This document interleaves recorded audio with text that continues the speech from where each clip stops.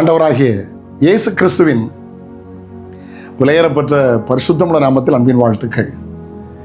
இந்த காலையில் உங்களை சந்திப்பதில் மகிழ்ச்சி அடைகிறேன். இந்த நாள் உங்களுக்கு ஆசீர்வாதமாய் மாறும். ஆமென். நம்மை பார்க்கிறவர்கள் கிறிஸ்துவை பார்க்க பரிசுத்தத்தை பிரதிபலிக்கிறவர்களாய் மாறுங்கள். அப்படிப்பட்ட நல்ல நாட்களாய் மாறட்டும். ஏனென்றால் பரிசுத்தம் இல்லாமல் ஒருவரும் தேவனை தரிசிப்பது இல்லை. இயேசு கிறிஸ்து உலகத்துக்கு வந்த நோக்கமே பாவிகளை ரட்சிக்க இயேசு உலகத்தில் வந்தார். பிரதானமான ஒன்று பரிசுத்தம். பரிசுத்தம் எதுவரையிலும் 1 தெசலோனிக்கர் 5:23 வாசிக்கும் போது, சமாதானத்தின் தேவன் தாமே உங்களை முற்றிலும் பரிசுத்தமாக்குவாராக, உங்கள் ஆவி ஆத்தும சரீரம் முழுவதும் உங்களுடைய கர்த்தராகிய இயேசு வரும்போது குற்றமற்றதாக இருக்கும்படி காக்கப்படுவதாக எழுதியிருக்கிறது. இயேசு வருகிற வரையிலும் ஆவி ஆத்தும சரீரத்தில் பரிசுத்தம் தேவை. நாம் பரிசுத்தத்தை பிரதிபலிக்க வேண்டும். அல்லேலூயா, பிரைஸ் தி லார்ட்.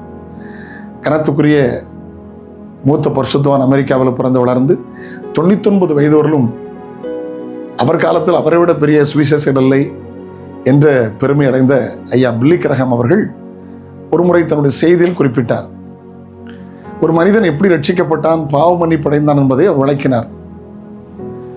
அந்த மனிதனுடைய பெயர் மோரிசன். அவர் தன்னுடைய வயலில் உழுது கொண்டிருந்த போது குதிரையிலே அந்த வழியாய் ஒரு பரிசுத்தவான் ஊழியத்திற்காக போனார். தூரத்தில் பார்த்தபோது இவர் கவர்ந்தார். ரொம்ப மென்மையானவரை போல தெரிகிறதே, அன்பானவர் போல தெரிகிறதே என்று பார்த்து கொண்டு இருந்தவர் இவர் வயல் பக்கம் வரும்போது குற்ற உணர்வு அடைந்து அதே இடத்துல முழங்கால் படியிட்டு அவர் மனம் திரும்பி இயேசுவை ஏற்றுக்கொண்டார். பாவ மன்னிப்பு அறிக்கை பண்ணி ஒரு வார்த்தையாகிலும் அவர் இயேசுவை பற்றி பேசவில்லை, இவரை பற்றி பேசவும் இல்லை. அல்லேலூயா. தொடர்ந்து ஆலயங்களுக்கு போக ஆரம்பித்தார். வாழ்க்கை மாறியது.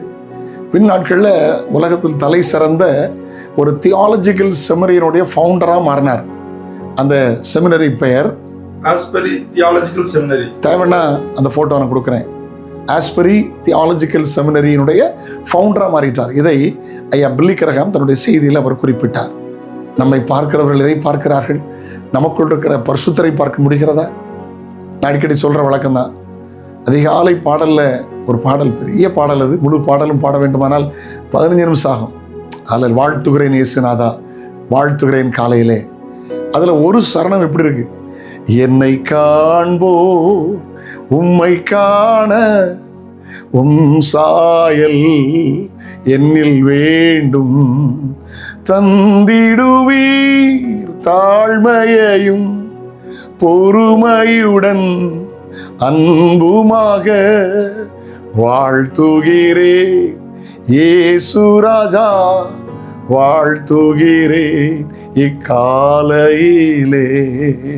என்னை காண்போர் உம்மை காண உம் சாயல் என்னில் வேண்டும். அவருடைய சாயல்னா தெரியுமா? பரிசுத்தம். பரிசுத்தத்தை பிரதிபலிக்கிறவர்களை மாறுங்கள். கண்களில் பரிசுத்தம், வார்த்தையில் பரிசுத்தம், சிந்தையில் பரிசுத்தம், செயலில் பரிசுத்தம். ஆண்டவர்கிட்ட பரிசுத்தத்தை கேளுங்க. அவர் நம்மை பரிசுத்தப்படுத்துகிற கர்த்தர். அவர் வேதம் சொல்லுகிறது, B Holi because I am Holi. நான் பரிசுத்தர், ஆக நீங்களும் பரிசுத்தராயிருங்கள் என்று வேதம் சொல்லுகிறது. வாசிக்கலாமா தேவனுடைய வார்த்தையை? 2 கொரிந்தியர் 2:14. ஆமென். கிறிஸ்துவுக்குள் எப்பொழுதும் எங்களை வெட்டி சிறக்க பண்ணி எல்லா இடங்களிலேயும் எங்களை கொண்டு இயேசுவை அறிகிற அறிவின் வாசனையை வெளிப்படுத்துகிற தேவனுக்கு ஸ்தோத்திரம். அல்லேலூயா. அந்த கிருபைகளை கர்த்தர் தருவார். பார்த்தீங்களா? அந்த தேவ மனிதன் பார்த்தவனும் மனம் திரும்பிட்டார். ஐயா பில்லி கிரஹாம் அதை குறிப்பிட்டார்.